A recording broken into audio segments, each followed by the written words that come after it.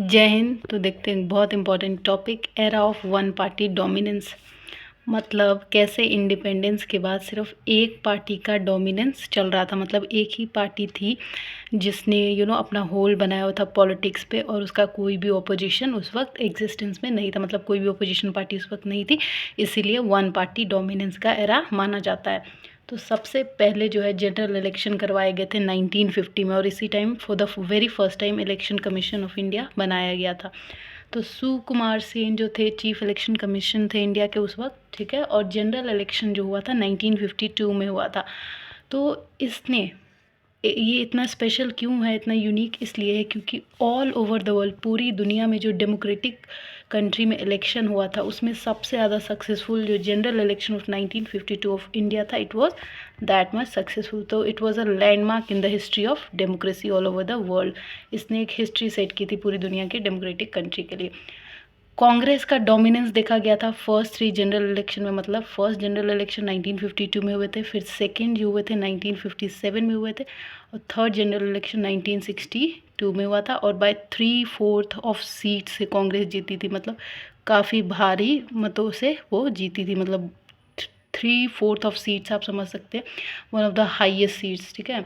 तो कांग्रेस जो है ये 3 बार लगातार back to back general elections जीत रही थी, इसीलिए वन पार्टी डोमिनेंस माना जा रहा है। तो यहाँ पे one party dominance Congress party का चल रहा था इंडिया में after what partition of India.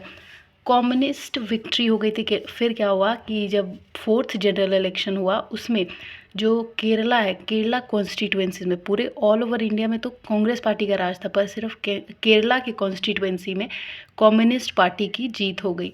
तो फिर यहाँ पे क्या किया गया कि जो कांग्रेस पार्टी थी ना उसने, अब यहाँ पे 1957 में इलेक्शन हुआ था तो केरला में कम्युनिस्ट पार्टी जीत गई थी, ठीक है, लेजिस्लेचर में। तो फिर 60 सीट जीती थी 126 सीट्स में से। टोटल केरला में 126 सीट्स होंगे, और काफ़ी बहुमत से जीती थी 60 सीट से कम्युनिस्ट पार्टी केरला में। और इसे 5 इंडिपेंडेंट्स सपोर्ट कर रहे थे, ठीक है। इसके बाद 1959 में कांग्रेस पार्टी का उसने क्या किया कि सेंटर में कुछ अपने अमेंडमेंट कर दिए कॉन्स्टिट्यूशन में, as per article 356 of Indian constitution. फिर पहली बार यहाँ पे देखा गया कि कॉन्स्टिट्यूशनल इमरजेंसी पावर का मिसयूज़ किया है, ठीक, किस लिए? ताकि केरला में जो कम्युनिस्ट पार्टी जीती थी, क्योंकि पूरे इंडिया में कांग्रेस का राज था, सिर्फ केरला में कम्युनिस्ट पार्टी के जीतने के कारण यहाँ पे कांग्रेस का कंट्रोल ख़त्म हो गया। सो कांग्रेस ने क्या किया, आर्टिकल 356 का यूज़ करके, कॉन्स्टिट्यूशनल इमरजेंसी के पावर को यूज़ करके कॉन्स्टिट्यूशन में बदलाव किया, और यहाँ से कम्युनिस्ट पार्टी का रूल हटा दिया और दोबारा से कांग्रेस का ही रूल स्टैब्लिश कर लिया। अगर कांग्रेस पार्टी के डोमिनेंस की बात करें तो यहाँ पे डेमोक्रेसी, सबसे पहले कॉम्प्रोमाइजिंग डेमोक्रेसी में आप देखेंगे 2 तरीके की डेमोक्रेसी में इलेक्शन करवाए गए, कॉम्प्रोमाइजिंग डेमोक्रेसी। पर इंडिया में वन पार्टी डोमिनेशन रहा अंडर डेमोक्रेटिक कंडीशन। मतलब इंडिया में सिर्फ उस टाइम पे कांग्रेस पार्टी ही थी डेमोक्रेटिक बेसिस पे, वही बार बार इलेक्ट हो रही थी। मतलब जो लोग वोट्स डाल रहे थे तो रिप्रेजेंटेटिव जो है कांग्रेस पार्टी के ही आ रहे थे। बहुत सारी पार्टीज़ जो थी वो many parties but Congress win after election. बहुत सारी पार्टीज़ जब आई, मतलब मल्टी पार्टी जब इलेक्शन में पार्टिसिपेट करने लगी, उसके बाद भी कांग्रेस ही जीती। मतलब उस टाइम पे कांग्रेस पे काफ़ी लोगों को भरोसा था और इसी पार्टी का डोमिनेंस देखने को मिल रहा था all over India.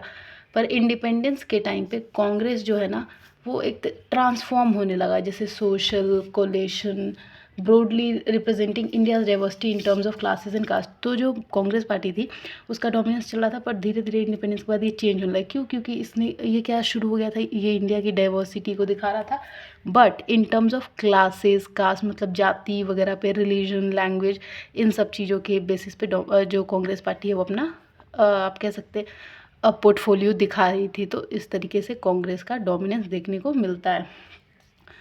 Tolerance and management of faction. Faction क्या होता है? सबसे पहले तो सॉरी, कोलेशन जो थी ना, कोलेशन गवर्नमेंट बनाई गई तो सबने ज्वाइन किया एक दूसरे को, ठीक है। Therefore they has to avoid any extreme position and strike a balance of almost all issue. तो ये जितने भी एक्सट्रीम पोजीशन थे इन्होंने उन चीज़ों को इग्नोर कर दिया, ठीक है, और बैलेंस करने की कोशिश की, जो भी इश्यूज थे सोसाइटी में उसको बैलेंस करने की कोशिश की। So this is one what faction basically means. Secondly जो पार्टी थी जिसमें कोलेशन नेचर होता है वो ग्रेटर होती है than tolerance of internal differences.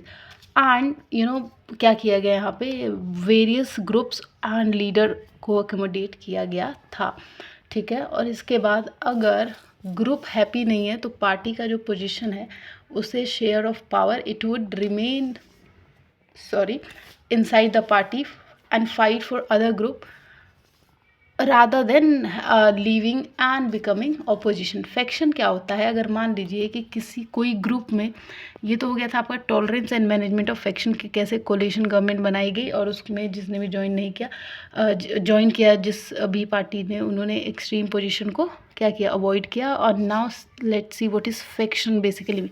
Faction का मतलब होता है अगर कोई भी ग्रुप में हैप्पी नहीं है तो पार्टी का पोजीशन से उसको शेयर ऑफ पावर हम दे सकते हैं। It would remain inside the party, वो पार्टी के अंदर ही रहेगा, वो फाइट करेंगे अदर ग्रुप के अगेंस्ट रादर देन, वो उस पार्टी को छोड़ेंगे नहीं बल्कि अपने हक के लिए लड़ेंगे और ओपोजिशन बन जाएंगे, तो उसी को हम कहते हैं फैक्शन, ठीक है। और उसके बाद फैक्शन जो एक बहुत इंपॉर्टेंट रोल प्ले करता है, कैसे इसने एज एन ओपोजिशन पार्टी बहुत इंपॉर्टेंट रोल प्ले किया था। Emergency of opposition party, emergence of opposition party. अब ओपोजिशन पार्टी कैसे आई, 1950 में ओपोजिशन पार्टी स्टार्ट हुई थी। Emergence of opposition parties 1950s में ओपोजिशन पार्टी स्टार्ट हुई थी इंडिया में।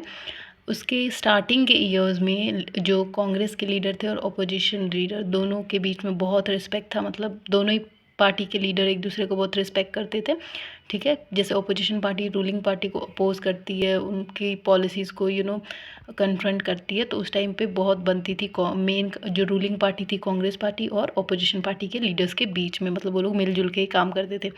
तो पहले फेज़ में जो डेमोक्रेटिक पॉलिटिक्स थी इंडिया की वो बहुत ज़्यादा यूनिक थी, ठीक है, और इसने एक लैंडमार्क सेट किया था हिस्ट्री में। सोशलिस्ट पार्टी जो है ये कांग्रेस की पार्टी से ही निकल के आई है, इसीलिए इसका नाम है कांग्रेस सोशलिस्ट पार्टी, 1934 में बनी थी। अब कांग्रेस पार्टी से ही न्यू पार्टी निकलने का क्या मतलब था, इसमें ग्रुप ऑफ यंग लीडर्स थे, मतलब यंग लोग जो थे उन्होंने ये पार्टी मिलके बनाई थी, जो चाहते थे कि जो कांग्रेस है वो ज़्यादा रेडिकल और एग्लिटेरियन, मतलब यूथ पे भी बहुत ज़्यादा फोकस करे और उसका थोड़ा स्कोप बढ़े, ठीक है। 1948 में कांग्रेस ने अपना कॉन्स्टिट्यूशन अमेंड किया था ताकि रोक सके अपने मेंबर्स को दूसरी पार्टी बनाने से, जैसे उन्होंने कांग्रेस सोशलिस्ट पार्टी बना ली थी, तो इसी चीज़ को रोकने के लिए उन्होंने अपने कॉन्स्टिट्यूशन में अमेंडमेंट किया था।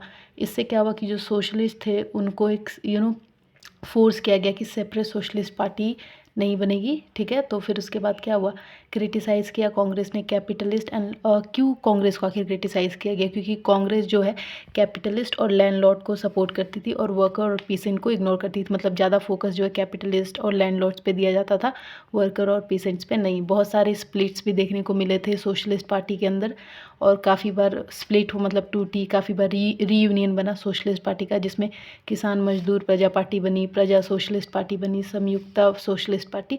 तो ये सोशलिस्ट पार्टी भी कई बार टूटी, कई बार रीयूनाइटेड हुई, तो ये देखने को मिलता है, जो कि बनी थी कांग्रेस से ही बनी थी। CPI communist party of India, ये अर्ली 1920s में बनी थी। इसका इंस्पिरेशन था बोल्शविक रेवोल्यूशन, जो बोल्शविक रेवोल्यूशन हुआ था इसी से इंस्पायर होकर कम्युनिस्ट पार्टी बनी थी आपकी, ठीक है। 1951 में एबॉलिश कर दिया गया था वायलेंट रेवोल्यूशन के कारण, और यहाँ पे जनरल इलेक्शन भी देखने को मिले थे। AK गोपालन, S.A. डांगी, जोशी, ये सब कुछ इंपॉर्टेंट लीडर्स हैं कम्युनिस्ट पार्टी ऑफ इंडिया के। स्प्लिट हो गया था ये भी 1964 में आइडियोलॉजिकल डिफरेंसेस के कारण, ठीक है। सोवियत यूनियन और चाइना दोनों में ही ये पार्टी चलती थी, तो वहाँ के आइडियोलॉजिकल डिफरेंसेस के कारण इनमें स्प्लिट देखने को मिला था इंडिया के अंदर। प्रो सोवियत बनाया गया था फॉर्मेशन, पार्टीशन पार्टी बनी थी जो कि एज अ CPI रही, और ओपोनेंट पार्टी मतलब जब स्प्लिट हुआ तो दो पार्टीज़ बन गई। प्रो सोवियत वाली का नाम था इंडिया में CPI और दूसरा ओपोनेंट का CPIM, मतलब कांग्रेस पार्टी मार्क्सिस्ट, जो मार्क्सिस्ट आइडियोलॉजी को भी फॉलो करती थी। इसके अलावा भारतीय जनसंघ भी एक पार्टी बनाई गई थी 1951 में। श्याम प्रसाद मुखर्जी जो है इसके फाउंडर प्रेसिडेंट थे, ठीक है, किसके, भारतीय जनसंघ के। इसका आइडिया था 1 कंट्री 1 कल्चर 1 नेशन, ठीक है, और ये बिलीव करती थी कि सारी कंट्री को लेकर चलना है, कुड बिकम मॉडर्न मतलब ये पार्टी चाहती थी भारतीय जनसंघ कि हमारी कंट्री मॉडर्न बने, प्रोग्रेसिव और स्ट्रॉन्ग भी बने on the basis of Indian culture and tradition. Modern बने लेकिन on the basis of Indian culture और ट्रेडिशन को साथ लेके मॉडर्न बने, ये मानती थी भारतीय जनसंघ।